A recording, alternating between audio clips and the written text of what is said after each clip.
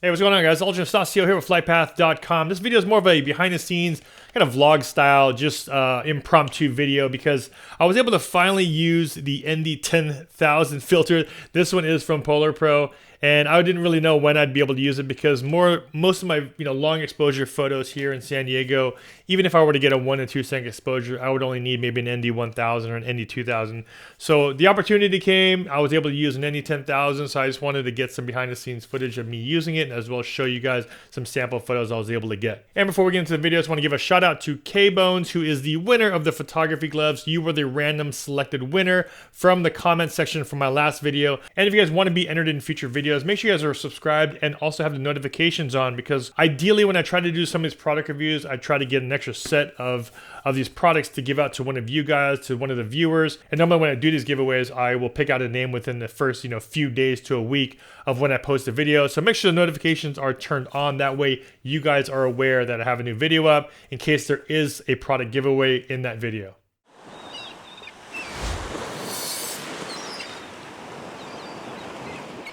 And if you guys are new to my channel, I do a lot of drone tech tips, tutorials, and product reviews. So if that's something that interests you, make sure you guys hit subscribe and also hit the bell to be notified when I post new videos. Now, when I shoot video, the most common ND filter I'll be using as far as strength goes, normally around an ND8 or ND16, possibly an ND32 if it's a really, really sunny day. And if you guys aren't familiar with ND filters, I have a bunch of videos. Make sure you guys check out the playlist above. I'll also link it down below. I have a ton of videos in there that go in a little bit more depth about what ND filters are, how to determine which one to use for your camera, and also just how to determine which one to use on the particular day and how sunny it is outside. In this one, I always want to quickly talk to you guys about the ND10K filter. Now, these long exposure or really, really dark filters are made for long exposure photography using your drone, or in this case, I'm using my Mavic 2. Now, PolarPro and a few other companies have these darker ND filters. This one is an ND10K. Now, there's a couple other companies like Freewell, PGY Tech that offer also an ND1000 and 2000. I have a couple of the videos using those filters as well, so make sure you guys check those out,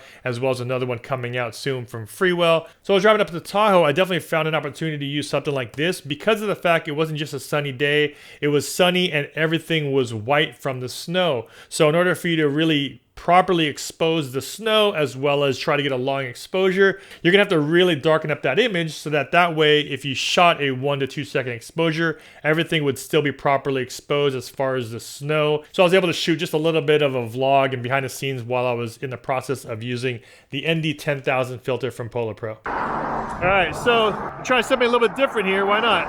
We're here. So we're in the snow, got water down below. Why don't we do a long exposure? Snow around, long exposure on the water itself. I have the ND10K from PolarPro, and I think that might be what I need here because the sun is out, which means it's really bright, and I'm shooting on snow, which is really white. So I'm gonna need to darken up the image as much as possible. So I think I'm gonna try the ND10K, my first time trying this one. It seems like it'd be the ideal conditions because that's the darkest filter that they have out there. So let's give it a try. ND10K from PolarPro, long exposure photos of this right here. You can see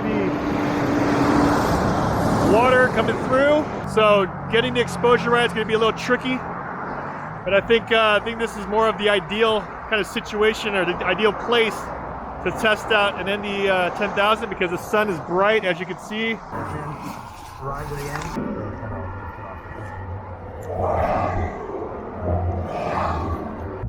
ND10K.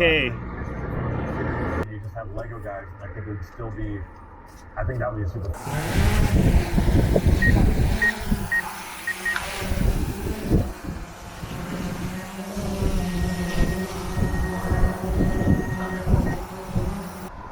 All right, so I'm able to get some pretty good ones. I'm at ISO 100, f2.8, so I'm able to get a really sharp shot. And my exposure right now is at 1 second, maybe 1.2. Really cool to get because it's hard. You have to expose this for the snow as well. You don't want to overexpose the snow, so you want to be able to underexpose the snow just a little bit because you can always bring back those, bring down those underexposed areas in post. But you can't bring back overexposed snow. So you want to make sure that you're exposing for the snow because you're not going to be able to bring that back. But really cool area right here that I'm shooting. I was trying to figure out what would be a place and time that I'd ever use an ND10,000 filter. And if my photos came out, I guess this is that time and place. In the snow, water moving, long exposure photos. So we'll see how they come out, and let's take this back to the computer and see how it looks in post. And there it is, guys, just some behind the scenes of me using the ND10,000 filter in the field. It definitely was exciting to finally be able to use this filter because of the fact, like I said, it's such a bright day, as well as I had to properly expose for the snow. And to see more photos using the ND10,000 filter, make sure you guys check out my Instagram feed. I'll leave that information down below as well as in the description. Thanks again for watching, guys. And of course, if you guys got some value from my video, don't forget to hit that like button. Also, don't forget to subscribe. Hit that bell to be notified when I post new videos. This is Ultra Stasio with FlytPath.com. I'll see you guys in the next one. Take care.